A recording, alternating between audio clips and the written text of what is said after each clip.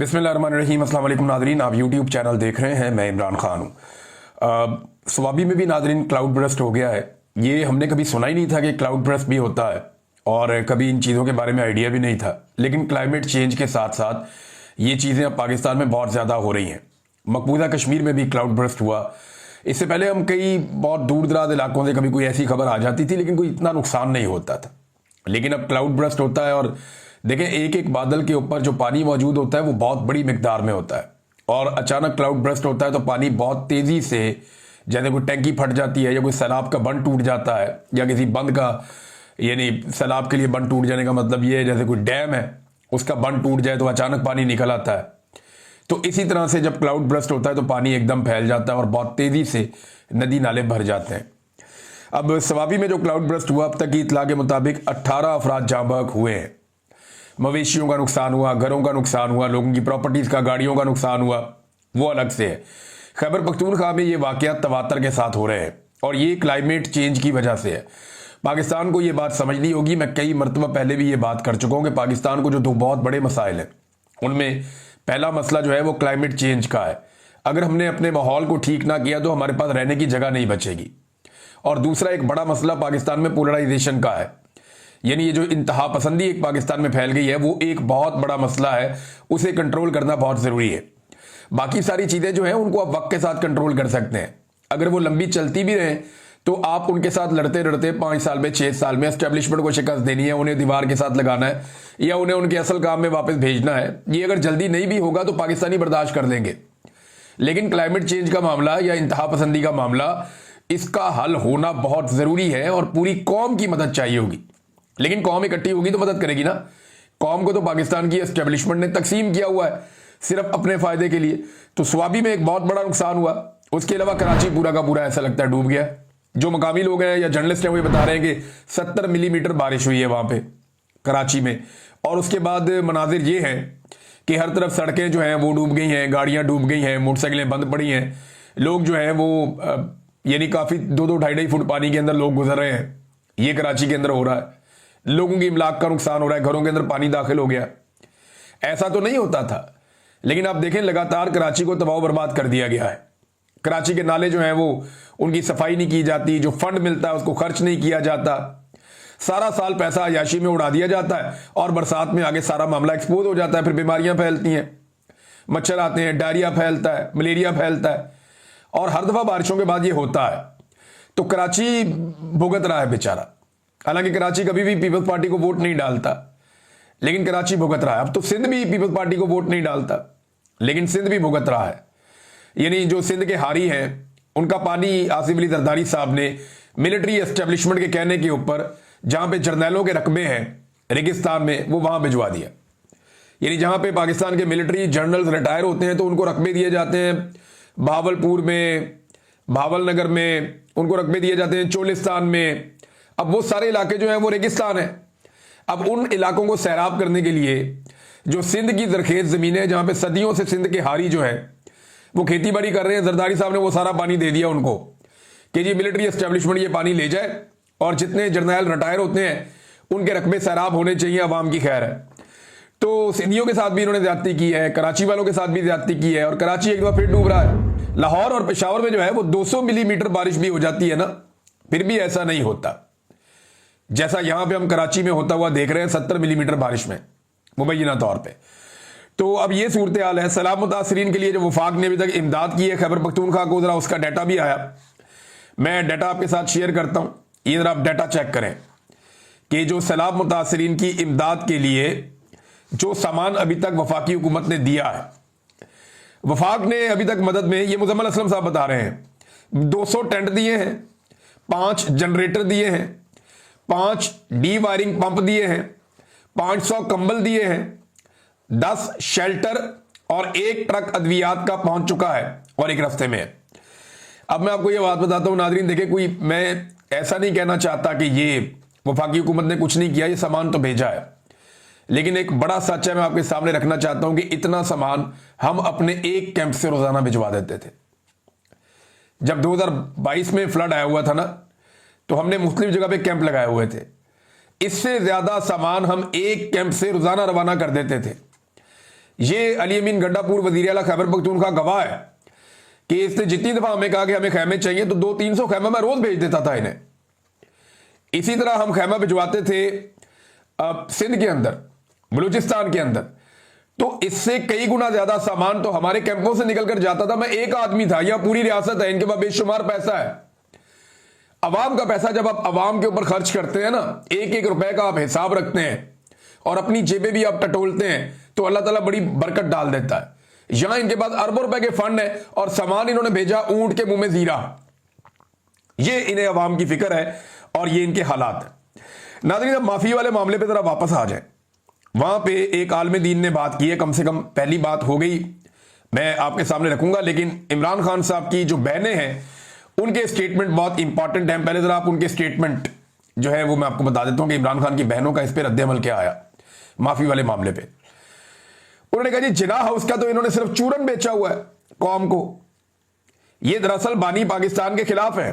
बानी पाकिस्तान कायदे आजम मोहम्मद अली जिना के खिलाफ है। इन्होंने फातिमा जिना के साथ जो किया वो सब जानते हैं। ये कायदे आजम और इल्लामा इकबाल का आहिस्ता आहिस्ता वजूद ही गायब करना चाहते हैं। अब हमने फैसला किया कि गाड़ियों पर कायदे आजम और इल्लामा इकबाल के स्टिकर्स लगाएंगे, हाथ में तस्वीर उठाएंगे। ये कायदे आजम के खिलाफ हैं, फलस्तीन का झंडा उठाने पर जेल हो जाती है। ये अलीमा खान साहबा ने बताया कि जनाब ये जो रियासत है या एस्टेब्लिशमेंट, और ये मैं आपको सच बता रहा हूं, ये बात और लोग भी इसकी गवाही देंगे कि पाकिस्तान की मौजूदा एस्टेब्लिशमेंट को कायदे आजम मोहम्मद अली जिन्ना से बड़े सीरियस इश्यूज हैं। एस्टेब्लिशमेंट को हमेशा से कायदे आजम और उनके नजरियात से इश्यूज थे। कभी भी कायदे आजम की वो तकारीर या वो बयानात या कायदे आजम मोहम्मद अली जिन्ना से जो उन्होंने बातें खास तौर पर बताई थी, फौज के हवाले से, इंतजामिया के हवाले से, सियासत के हवाले से, सियासत में मुदाखलत के हवाले से, ब्यूरोक्रेसी की जिम्मेदारियों के हवाले से, वो बातें कभी भी ये मंजर आम पर नहीं आने देते। उन्हें कभी भी माशिर दुलूम की किताबों का हिस्सा नहीं बनाते।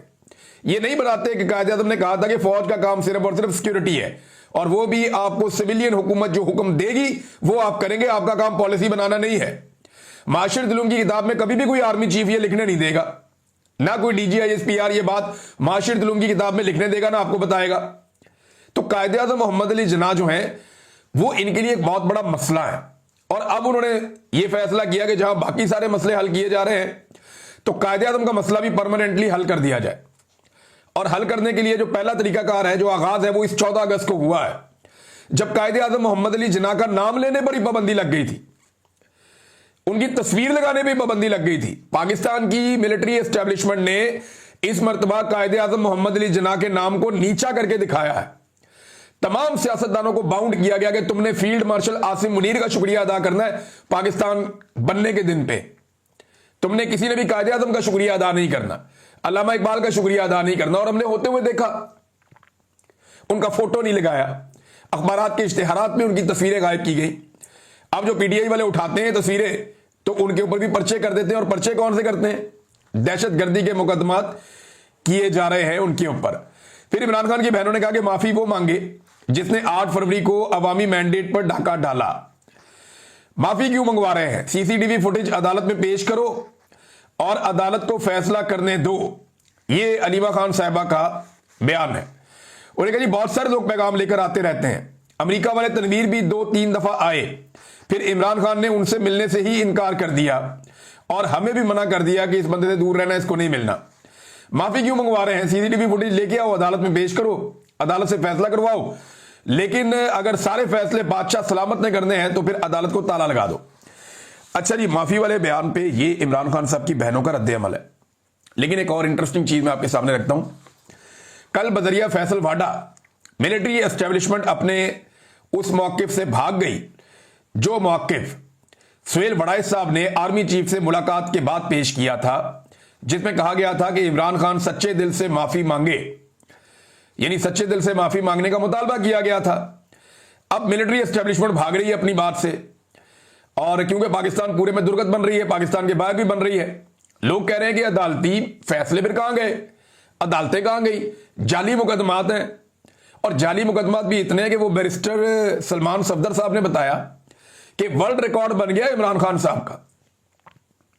इमरान खान ने कैदी नंबर 804 ने जेल में बैठ के एक वर्ल्ड रिकॉर्ड बना दिया है। और वर्ल्ड रिकॉर्ड क्या है कि 500 से जायद, लगभग 500 इमरान खान साहब ने एफिडेविट साइन करके दिए हैं, पावर ऑफ अटॉर्नी। वकालतनामे साइन करवाने का वर्ल्ड रिकॉर्ड लग चुका है। 500 पावर ऑफ अटॉर्नी साइन करवाए हैं बैरिस्टर सफदर ने, बैरिस्टर सलमान सफदर साहब ने इमरान खान साहब से। अब बताएं, जेल में बैठा हुआ एक आदमी इतने ज्यादा जो है वो पावर ऑफ अटॉर्नी साइन कर रहा है, तो ये वर्ल्ड रिकॉर्ड ही है ना। तो इमरान खान साहब ने बीमार ना होने का वर्ल्ड रिकॉर्ड लगा दिया, एफिडेविट साइन करने के हवाले से वर्ल्ड रिकॉर्ड लगा दिया। इमरान खान का एक और वर्ल्ड रिकॉर्ड है कि तारीख में सबसे ज्यादा मुकदमात जो हैं वो इमरान खान साहब के ऊपर दर्ज हुए। इतने मुकदमात आज तक पाकिस्तान में किसी पे दर्ज नहीं हुए जितने इमरान खान साहब को जेल में बंद करके दर्ज किए गए उनके खिलाफ। अब आज मिलिट्री एस्टेब्लिशमेंट की ये ख्वाहिश कि इमरान खान साहब माफी मांगे, लेकिन ये ख्वाहिश नई नहीं है, ये बहुत पुरानी है। मैं अभी आपको एक और जगह से साबित करके देता हूं। मैंने एक वीडियो निकाल के रखी हुई है। 7 मई 2024 को डीजी आईएसपीआर साहब ने, एक अहमद शरीफ साहब ने एक प्रेस कॉन्फ्रेंस की थी। उस प्रेस कॉन्फ्रेंस में जब एक सवाल किया गया डीजी आईएसपीआर साहब से कि जनाब इमरान खान साहब पीटीआई कैसे मामला आगे बढ़ेगा और कैसे निकलना है, ये वो पहले उन्होंने बहुत बुराइयां की थी पाकिस्तान तहरीक इंसाफ की डीजी आईएसपीआर ने। तो जब उनसे पूछा गया तो उन्होंने उस वक्त क्या जवाब दिया था, वो जवाब आप सुनेंगे तो आपको पता चलेगा कि ये जितना मर्जी भाग जाए बातें इनके मुंह से निकल आई हैं। और डीजी आईएसपीआर ने अपने मुंह से माफी वाली बात की थी और पाकिस्तान तहरीक इंसाफ को क्या करार दिया था, किन अल्फाज में ये बात की थी। क्योंकि देखे ना 2024 में इन्होंने जाली हुकूमत बनाई थी, नया नया कॉन्फिडेंस आया हुआ था कि तुम देंगे, फड़ देंगे, नहीं चढ़ांगे। फिर इन्हें इस बात का भी आइडिया था, इन्हें पता था कि डोनाल्ड ट्रंप इलेक्शन नहीं जीत रहा, तब जो बाइडेन बैठा हुआ था, तो इनका तो कॉन्फिडेंस ही कहीं से कहीं पहुंचा हुआ था। तो अब जरा आप ये देखेंगे उस वक्त डीजीआईएसपीआर ने कहा था और जो कहा था उसके ऊपर आज भाग रहे, कह रहे हैं जी हम माफी कैसे मंगवा सकते हैं, हमने माफी का कहा ही नहीं, ये तो कानूनी मामलात हैं। फैसल वाडा के जरिए से लॉन्चिंग हो रही है ना। लेकिन आर्मी चीफ ने जिस ख्वाहिश का इजहार किया उसकी एक गवाही आज से 1 साल पहले, बल्कि 1.25 साल पहले, 1.5 साल होने वाला है, डीजी आईएसपीआर ने खुद दी। जरा ये सुने आप क्या कहा था। ऐसे सियासी इंतशारी टोले के लिए सिर्फ एक ही रास्ता है कि वो सिद्ध के दिल से माफी मांगे कौम के सामने और ये वादा करे कि वो नफरत की सियासत को छोड़ के तामीरी सियासत में हिस्सा लेगा। अब ये सियासत भी सिखाएंगे, ये बताएंगे नफरत की सियासत क्या होती है और तामीरी सियासत क्या होती है।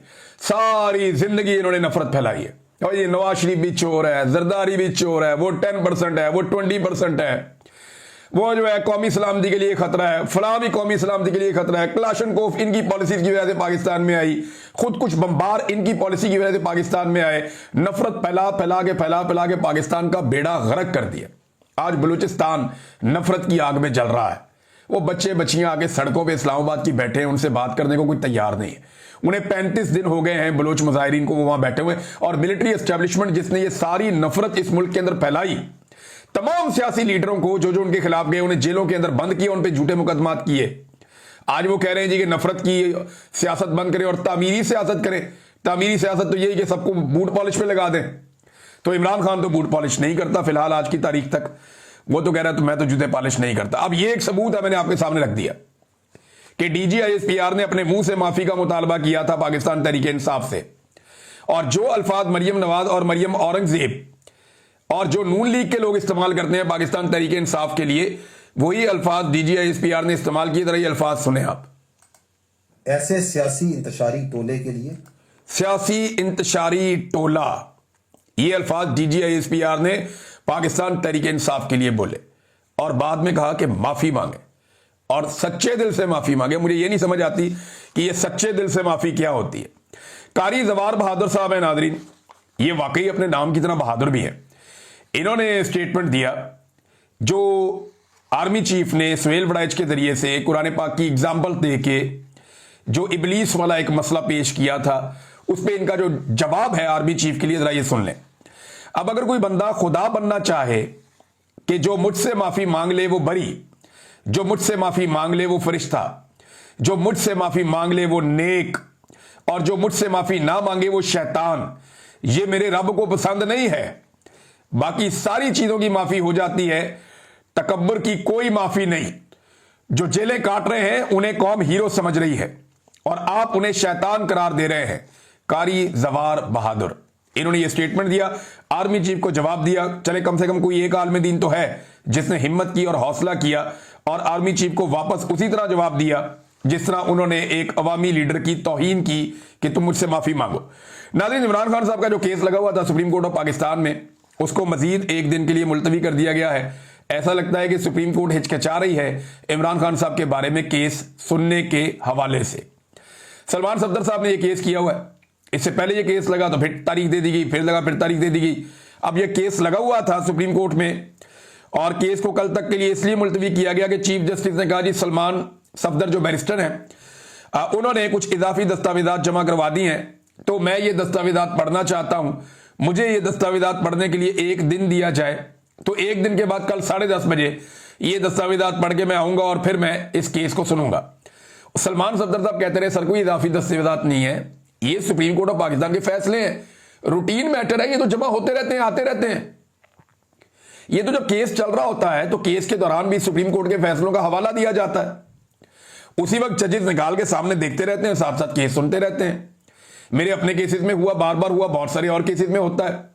मैंने ये मियां अली अशफाक साहब से सीखा कि वो हाई कोर्ट के और सुप्रीम कोर्ट के फैसलों के हवाले देते थे और साथ निकालकर वो सामने रख देते थे और जज साहब को बताते थे कि सफा नंबर इतना खोलें, वहां पे ये लिखा हुआ है, तो जज निकाल के उनको पढ़ते थे। ये तो एक नॉर्मल चीज है, ये ड्यूरिंग द केस ये चीजें होती हैं। वो ये कहते रहे कि सर बात सुनिए, सिर्फ सुप्रीम कोर्ट के फैसले और कुछ नहीं है, लेकिन जज साहब ने कोई बात ही नहीं सुनी। चीफ जस्टिस ने कहा नहीं नहीं ये अब मैं कल ही सुनूंगा, मैं इनको पढ़ के आऊंगा और फिर करूंगा। नाज़रीन, पाकिस्तान के अंदर एक और बड़ा खौफनाक कानून पास कर दिया गया है और ये पूरा का पूरा निजाम जो है ना वो अब एक अलग ही तरफ जा रहा है। यानी आपको इस लेवल का जबर और फस्तायत कभी दिखाई भी नहीं दी होगी, इस लेवल के इंसानी हकूक की पाबंदियां आपने कभी सोची भी नहीं होंगी जो अब ये पाकिस्तान में करने जा रहे हैं। सेनेट ने 3 साल के लिए एक नया कानून पास कर दिया।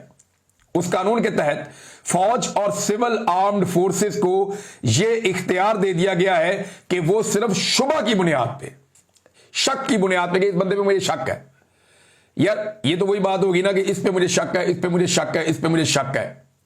तो इस हुकूमत को तो सारे गालियां देते हैं, तो सब पे शक करेंगे ये। इस वक्त तो एस्टेब्लिशमेंट के सारे ही दुश्मन हैं, तो क्या ये पूरे पाकिस्तान पे शक करेंगे? सिर्फ शक की बुनियाद के ऊपर फौज को और सिविल आर्म फोर्सेस को यह इख्तियार दे दिया गया है कि वो कौमी सलामती या सिक्योरिटी के खिलाफ किसी भी सरगर्मी पर 3 माह के लिए किसी भी बंदे को उठा के कैद में डाल सकते हैं। कोई पूछने वाला कोई मां बाप नहीं है, कोई नहीं पूछेगा। 3 महीने के लिए उठाया, बंदा उठा के अंदर डाल दिया और मजीद यह है कि उसको 3 महीने मजीद भी अंदर रख सकते हैं। यानी 6 महीने तक बंदे का कोई पूछने वाला नहीं, कोई कानून नहीं, कोई सवाल नहीं, कोई जवाब नहीं। जिस पे शक होता है, मिसाल के तौर पे एक बंदा है वो तनकीद कर रहा है, इन्हें पसंद नहीं आ रहा, वो ये तो कौमी सलामती का मसला बन गया, उठाओ इसको डालो जेल में। अब उसको उठाया, इस कानून के तहत उसको जेल में डाल दिया, बंद कर दिया उसको। अब 3 महीने तक उसकी जमानत नहीं हो सकती, 3 महीने तक कोई उसको पूछ ही नहीं सकता। 3 महीने के बाद देखा बंदा सेट हो गया, हालात बेहतर है, नहीं चलो 3 महीने और अंदर रख दो, फिर 3 महीने अंदर रख दिया। उसके बाद जनाब फिर कानून हरकत में आएगा, छूटते छूटते उसको फिर 2 महीने लग जाएंगे। जब वो बंदा बाहर आएगा महीने के बाद फिर कहेंगे नहीं यार ये बंदा ठीक नहीं, फिर 3 महीने के लिए अंदर। तो ये किसी को भी चाहेंगे जब तक दिल करेगा अंदर रख लेंगे। ये कानून पास किया, ये कानून पास किया सेनेट ने, इनको शर्म आनी चाहिए। पाकिस्तान की इस वक्त के जो सेनेटर्स हैं, इस वक्त के जो कौमी असम्बली के अरकान हैं, ये वो गड्ढे खोद रहे हैं जिनमें ये खुद गिरेंगे। ये वो तबाही फेर रहे हैं जो इनके सामने आकर खड़ी हो जाएगी। ये तमाम वो इख्तियारात दे रहे हैं फौज को और इदारों को जो इख्तियारात कल को इनके खिलाफ इस्तेमाल होंगे, और ये जरूर इस्तेमाल होंगे। ऐसा नहीं है कि ये बच जाएंगे इन चीजों से। नाज़रीन, जापान में तो टिकटॉक टका के टिकटॉक्स बना रहे हैं, पैसे शैसे बहुत लगा दिए हैं, लेकिन उनकी मट्टी ठीक प्लीत की है वहां पे ओवरसीज पाकिस्तानियों ने। जहां वो जाते हैं उनको ओवरसीज पाकिस्तानी टकर जाते हैं। ना उन्हें जापानियों ने मुंह लगाया और ना पाकिस्तानियों ने।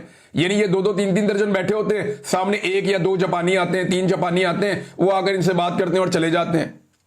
कोई काबिले जिक्र जापान की शख्सियत ने मुलाकात नहीं की।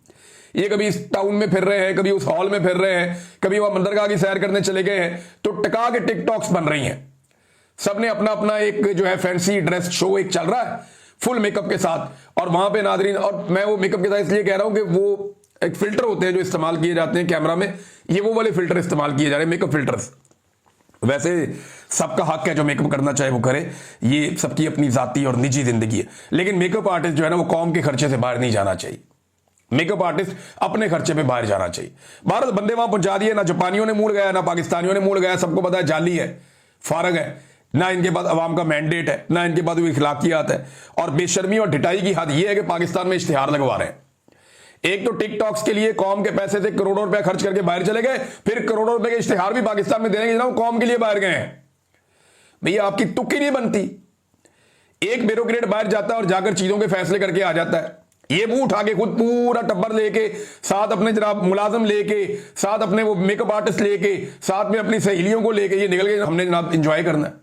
और वो इंजॉय नजर आ रहा है होता हुआ, कौम के पैसों पे इंजॉय हो रहा है। इधर पाकिस्तानी डूब रहे हैं, इधर पाकिस्तानी जो है वो मार खा रहे हैं, इधर गुर्बत बेरोजगारी बढ़ रही है, वो उधर अय्याशियां ही खत्म नहीं हो रही। और अय्याशियों के विजुअल्स आपको बाकायदा स्लो मोशन के अंदर स्लोमोस बना बना के भिजवाए जा रहे हैं। अब आर्मी चीफ ने सुहेल बड़ाइच के साथ यह भी दावा किया था कि जनाब 2-2 अरब डॉलर कोई रेकोडिक से आना शुरू हो जाएंगे। अब ताजा खबर के मुताबिक ये मुजम्मल असलम साहब ने दी है, वो बताते हैं कि रेकोडिक प्रोजेक्ट भी 2028 की जगह अब 2029 से शुरू होगा। ये एक और झटका लग गया।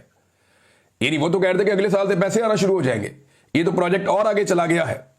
तो जब प्रोजेक्ट ही आगे चला गया तो पैसे कैसे आएंगे? फिर बात करेंगे और चीजें भी। अब तक के लिए इतनी अपना ख्याल रखिएगा, अपने चैनल का भी।